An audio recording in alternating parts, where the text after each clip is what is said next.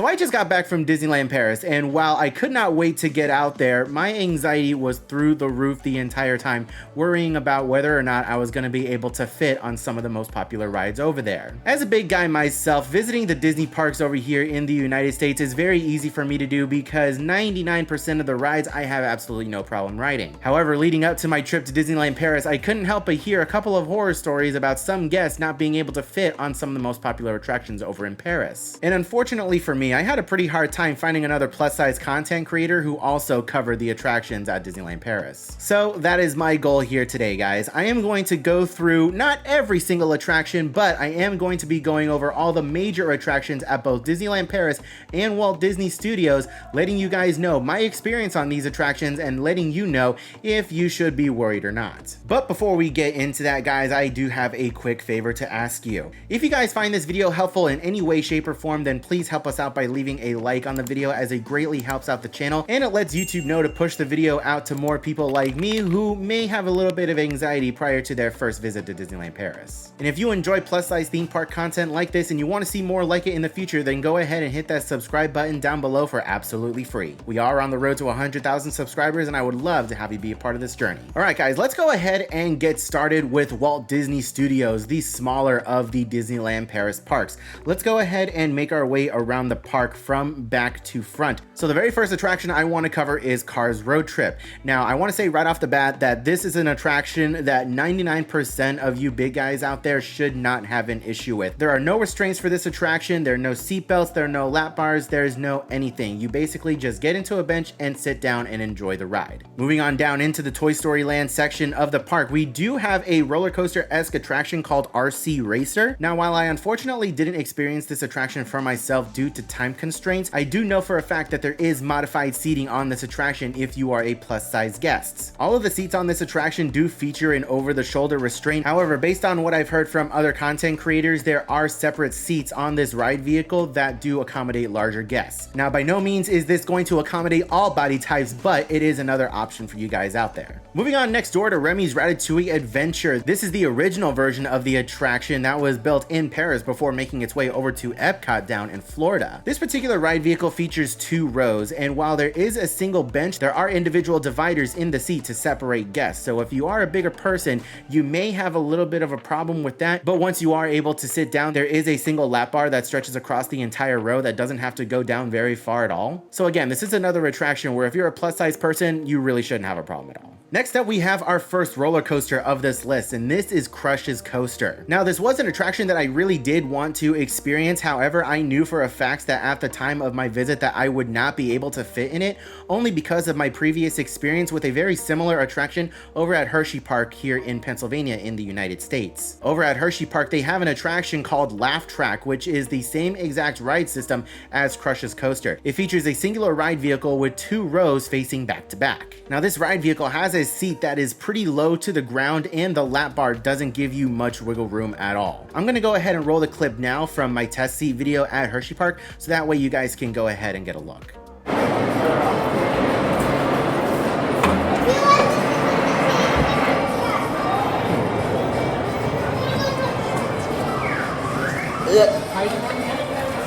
It's like, your butt sinks in a lot.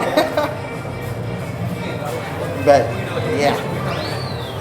That is a no-go. Not even close. Oh, God. Yeah, you see? It's so weird. Why am I sitting on the floor? You practically are sitting on the floor. Like, look at how low the seat is and where your feet are. Like, yeah, you are sitting on the floor. Dude, I don't know if I'm gonna get the green light. Oh my God, help! I put my feet forward. I was worried for a second. I was like, oh God. Reevaluate my life's decision. So yeah, as you guys can see, this ride vehicle isn't very accommodating at all. However, after my trip, I did have a couple of people reach out and message me saying that these particular seats on Crush's Coaster were able to accommodate some more plus size riders. So I'm very sorry that I actually didn't try it out for myself, but whenever I do go back, I will be trying it out. But supposedly from people who have been there, it is a bit more accommodating to plus size riders, but again, there is a bit of a limit like with most roller coasters, so just bear that in mind. It also doesn't help that all of these attractions that I'm talking about don't feature test seats, even the roller coasters. There are no individual separate test seats outside in the queue for guests to test. At least none that I saw, so if there are some that I missed, please let me know down in the comment section below so we can let others know. Moving on over across the park, we have the Twilight Zone Tower of Terror. Now, I gotta say, this attraction is so much fun and very similar to what we have over at Walt Disney World in Florida at Hollywood Studios and Guardians of the Galaxy Mission Breakout over at Disney's California Adventure. This ride vehicle features a single individual seatbelt per guest, and you can stretch that seatbelt out pretty far, so if you're a big guy, you're not gonna have any problems. Moving on down into Avengers Campus, we have Web Slingers. Now, this is a ride vehicle that features 2 cabins with 2 rows each back to back. It is a single bench that can accommodate up to 4 guests. And again, it has a single lap bar that doesn't need to go down very far at all. As long as you can sit down comfortably into the bench seat that has no individual dividers, you are totally fine if you're a big person. The next roller coaster that we have on our list is Avengers Assemble Flight Force. Now, this is a reskin of the former Rock and Roller Coaster attraction that used to be at Walt Disney Studios and is the exact same ride vehicle and layout as the one that we have over at Hollywood Studios here in Walt Disney World. The ride vehicles for Rock and Roller Coaster and Avengers Assemble Flight Force are extremely accommodating. It features an over-the-shoulder restraint that doesn't need to go down very far at all. However, I've never personally tested the limit of like how high it can go, if that makes any sense, how off the shoulder it is. So in my experience, even at my heaviest, I never had a problem with Rock and Roller Coaster over here in Florida, and I definitely didn't have any problems over at Disneyland Paris. When you pull the over-the-shoulder restraint down, you do hear some clicking,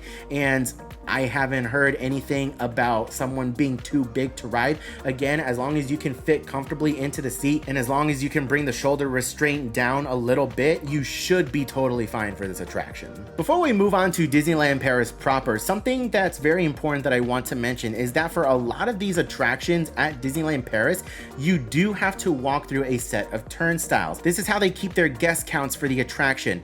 And these turnstiles are very unforgiving when it comes to being a larger person. Now, when I started my weight loss journey, I was at 356 pounds. When we visited Disneyland Paris, I was right around 306, 305.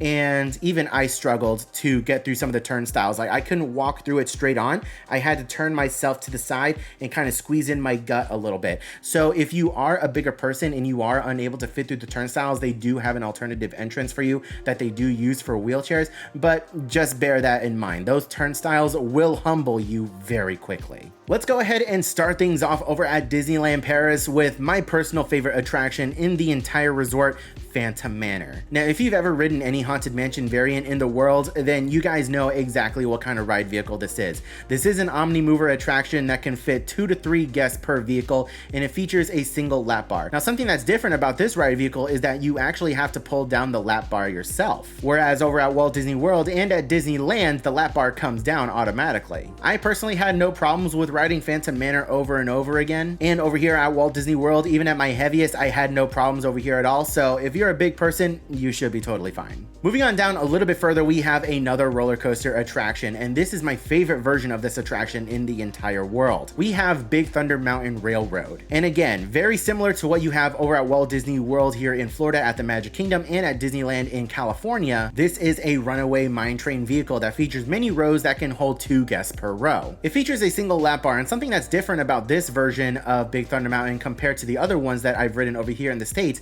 is that while it is a bench style seat, there is a divider in the middle to separate the 2 guests. So you are gonna have to squeeze in between the wall and that divider in your seat. So again, as long as you can fit comfortably in the seat between the wall and the divider, it features a single lap bar that stretches across the 2 guests. It doesn't have to come down very far at all. As long as it rests on your stomach, you're good. Now, of course, with any roller coaster like this, just be advised, if you're a bigger person and you're wanting to ride with a smaller individual, that smaller individual, they're gonna be tossed around a lot in that seat. So be careful.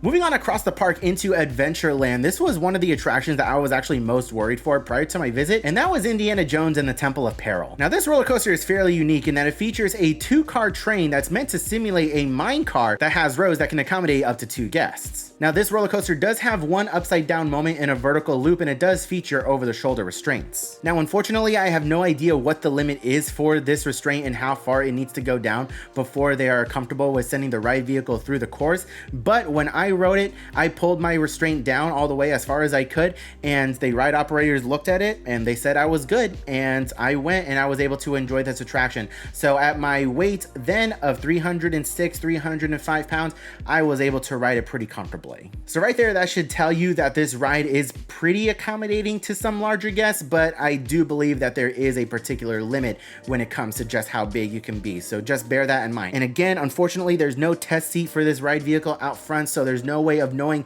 if you fit until you wait in the line and get down into the station and actually get on the ride vehicle for yourself. So with this particular attraction, just proceed with caution. The next major attraction I want to cover in Adventureland is Pirates of the Caribbean. Now we actually got very lucky on our trip and we were able to experience Pirates of the Caribbean as it came up one day early from a scheduled refurbishment. Very similar to practically any version of Pirates of the Caribbean that exists out in the world except for Shanghai.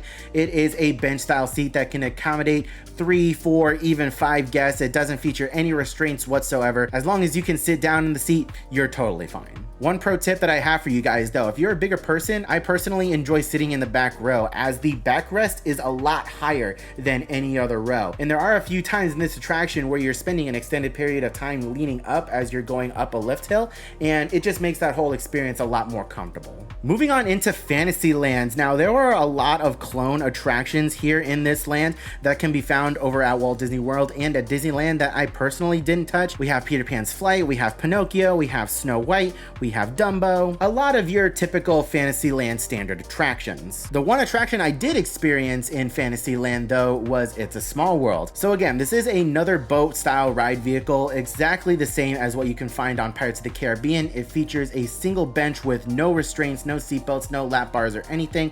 As long as you can sit down in the bench comfortably, you're good to go. All right guys, moving on into Discoveryland, the home stretch of this video and our last couple of attractions. The first attraction I want to bring up is Buzz Lightyear Laser Blast. Now this ride vehicle is exactly the same as what you can find over at Disneyland in California. The version that we have over at Walt Disney World is slightly different in its restraint structure, but the overall ride system is the same, if that makes any sense. It's a seat that can comfortably fit 2 adults and 1 child if you are traveling as a party of 3, and it features a single restraint, I should say, that comes down across the entire row. Again, if you're a big person, you shouldn't have any problems at all with this ride. I do know the restraint does have to go a set distance, but I've personally never heard or seen of any big people having problems with this style of ride, so you should be good to go. The second to last attraction I want to bring up is Star Tours. Now, Star Tours, very similar to what you can find at any other Disney park around the world. It's a motion simulator ride vehicle that features, I think, 5, 6, or 7 individual seats to a row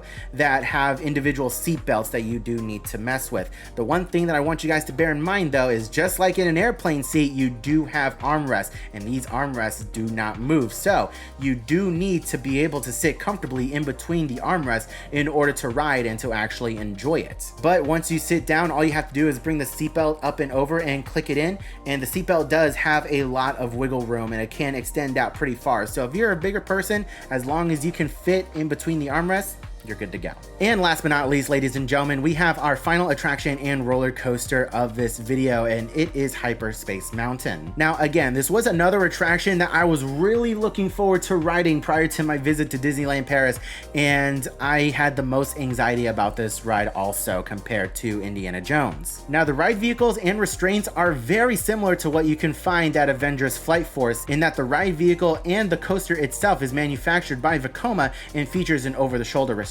However, different from Avengers Flight Force is that these over-the-shoulder restraints are a vest style restraint and not your classic over-the-shoulder restraint. These restraints are a bit more comfortable, but also a bit more bulky. It does feature a thick leather vest that kind of presses up against your body comfortably. It doesn't apply a lot of weight, and there's a single bar that kind of sits about right here. So you have a couple of big handles that come down over here with a vest that presses up against your body and then a single bar that kind of sits right here. I'll put in a couple videos over here so that way you guys can get a visual, but yeah, the bar sits right here. This is what you have to worry about the most. Now, based on my experience, I did actually test out the limits of this one. There's no clicking mechanism involved with these restraints. You just have to pull it down to a certain point. Now, this is going to give some bigger people a problem because initially when I first pulled down, I didn't pull down like forcefully. I wanted to see what the limits were. So when that little bar hit my belly, I let go and the restraint went right up. So I know that it's a restraint that will automatically lock at a certain point. So as long as you hit that point, you're good. If you bring down the restraint and you let go and it doesn't lift back up, you're totally fine. But my first time around, with barely applying any pressure, it went back up. So I needed to push down just a little bit more in order to get it to lock. So just bear that in mind. I was 306 pounds at 5 foot 5 inches. I'll put the conversion down here for you guys to see if you're European. And I barely managed to squeeze into that. Well, not really squeeze in. I wasn't uncomfortable. I just had to put a little bit of pressure behind it. But it is worth bearing in mind that this attraction in particular is probably going to cause the most problems with bigger sized guests, aside from Crush's Coaster. But overall, the attraction is a lot of fun. So in summary, the attractions that you need to worry about the most if you are a bigger sized person: Hyperspace Mountain, Indiana Jones, and Crush's Coaster. Those are the 3 attractions that you probably have to worry about the most if you are a bigger person. However, based on my experience, I had a very easy time with riding these attractions. But anyways, guys, I want to thank you all so much for watching today's video. I'm sorry it took so long for me to make and edit this video and put it out there. I should have done it with the rest of my Disneyland Paris vlog series, but the info is out here now. But I hope this video helps at least one person out there who may be planning a first-time visit to Disneyland Paris, who may have a little bit of anxiety about riding the rides. I just want to let you guys know you should be fine. There is no reason to have much anxiety at all over the attractions. You are going to be able to ride and experience so much at Disneyland Paris. Again, guys, if you enjoyed any bit of today's video, then please help us out by leaving a like rating on the video, as it greatly helps us out. It'll let YouTube know that this video is actually good, and it'll help push it out to more people. And while you guys are down there leaving a like on the video, if you want to see more content like this in the future, then go ahead and hit that subscribe button. Again, guys, we are on the road to 100,000 subscribers, and I would love to have you be a part of this journey. I hope you're all having a wonderful day, morning, afternoon, evening, and I'll see you guys in the next video.